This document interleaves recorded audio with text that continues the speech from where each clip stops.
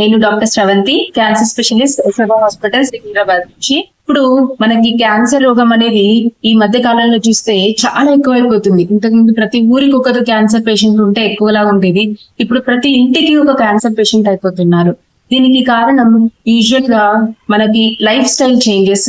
చాలా మంది ఈ టొబాకో చూయింగ్ కానీ, స్మోకింగ్ కానీ, లేదంటే స్పైసీ ఫుడ్స్ కానీ, కంటామినేటెడ్ అడల్టరేటెడ్ ఫుడ్ కానీ, మనకి ఎక్సర్సైజెస్, వ్యాయామం లేకపోవడం లాంటివి చాలా కారణాలు వల్ల క్యాన్సర్ అనేది బాగా పెరుగుతుంది. అండ్ ఇంకొక కారణం ఏంటి క్యాన్సర్స్ కి? ఫ్యామిలియల్, అంటే ఫ్యామిలీస్ లో రన్ అవ్వడం. ఈ ఫ్యామిలీస్ లో రన్ అయ్యే క్యాన్సర్స్ చాలా తక్కువ ఉంటాయి. ఒక 10 to 15% ఆఫ్ క్యాన్సర్స్ మాత్రమే ఫ్యామిలీస్ లో రన్ అవుతాయి. మిగిలిన 70 నుంచి 80% క్యాన్సర్స్ మన జీవన శైలిలో మనకి ఏర్పడే చేంజెస్ వల్ల వచ్చినవి ఉంటాయి అన్నమాట.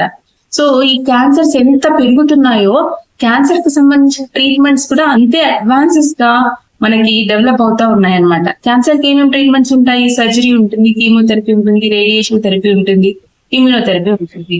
యాజ్ ఎ రేడియేషన్ సంబంధించిన ఆంకాలజిస్ట్ గా రేడియేషన్ థెరపీలో మనకి చాలా అడ్వాన్స్డ్ టెక్నిక్స్ అనేవి మనం ఈ మధ్య కాలంలో డెవలప్ చేస్తున్నాం. ఈ అడ్వాన్స్డ్ టెక్నిక్స్ కి ఏంటి, అసలు ఎందుకు ఈ అడ్వాన్స్డ్ టెక్నిక్స్ మనకు అవసరము అంటే, ప్రతి క్యాన్సర్ పేషెంట్ చనిపోవాలని లేదు. ప్రతి క్యాన్సర్ పేషెంట్ చనిపోరు. చాలా మంది క్యాన్సర్ పేషెంట్స్ క్యాన్సర్ నుంచి బయటకు వస్తున్నారు. మరి క్యాన్సర్ నుంచి బయటకు వచ్చిన తర్వాత వాళ్ళ జీవన శైలి ఎలా ఉంటుంది? నార్మల్ గా ఉంటున్నారా?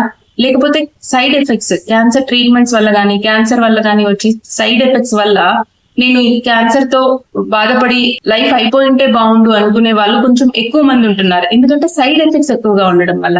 అదే ఈ అడ్వాన్స్డ్ టెక్నాలజీస్ తో మనకి సైడ్ ఎఫెక్ట్స్ ని చాలా వరకు అరౌండ్ 50 నుంచి 60% సైడ్ ఎఫెక్ట్స్ తగ్గించవచ్చు. సైడ్ ఎఫెక్ట్స్ తగ్గిస్తే వాళ్ళకి కాన్ఫిడెన్స్ వస్తుంది ట్రీట్మెంట్స్ తీసుకోవడానికి కూడా.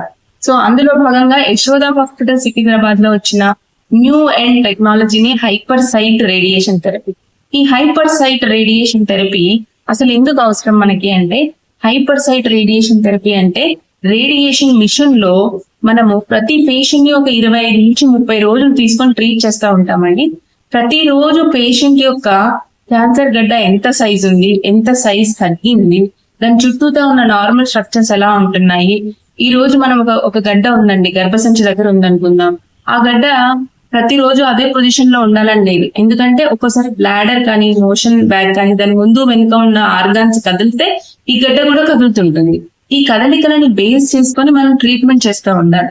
సో ఇది బేస్ చేసుకొని ట్రీట్ చేయడం అంటే ఎవ్రీడే పేషెంట్ మిషన్ మీద పడుకున్నప్పుడు మనకి దాని ఇమేజింగ్ అనేది ప్రాపర్ గా కనిపించాలి.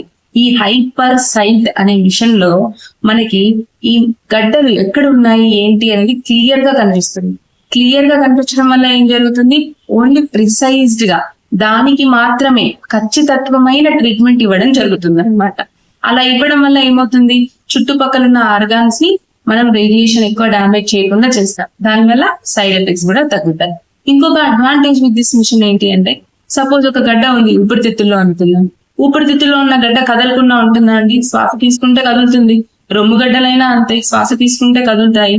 సో ఈ కదలికలని బ్రీదింగ్ టెక్నాలజీ అంటే ఒక నిమిషంలో ఆ పేషెంట్ ఎన్నిసార్లు బ్రీత్ తీసుకుంటున్నాడు అనే దాన్ని, ఆ సైకిల్స్ ని ట్రాక్ చేసుకొని మేము ఈ గడ్డని ట్రాక్ చేసి ట్రీట్ చేస్తామన్నమాట. ఇదొక అడ్వాంటేజ్. సో మరి ఇంత ప్రాసెస్ చేస్తున్నా కూడా ట్రీట్మెంట్ టైం ని ముందు మిషన్స్ తో పోలిస్తే ఈ మిషన్స్ లో ట్రీట్మెంట్ టైం కూడా చాలా తక్కువ. సిక్ పేషెంట్ ఉంటారు, మీరు బ్రీత్ హోల్డ్ చేసుకొని పెట్టుకోండి అంటే ఎంతసేపు అని వాళ్ళు హోల్డ్ చేసుకొని పెట్టుకోగలరు? సో అలా లాంగ్ టైం కూడా పట్టదు. With in a breathing cycle లోనే ఈ ట్రీట్మెంట్ అనేది మనకి కంప్లీట్ అయిపోతుంది. దీనివల్ల మనకి ఎవ్రీడే అడాప్టివ్ రేడియోథెరపీ అనేది వెరీ ఇంపార్టెంట్ ఇన్ రేడియేషన్ థెరపీలో. ఈ అడాప్టివ్ రేడియోథెరపీ అనేది మేము చేయగలుగుతాం. ఎవ్రీడే చేంజెస్ ని, అంటే గడ్డలో జరుగుతున్న చేంజెస్, దాని చుట్టూతో ఉన్న ఆర్గాన్స్ యొక్క చేంజెస్ ని బేస్ చేసుకొని ట్రీట్ చేయడం అన్నమాట.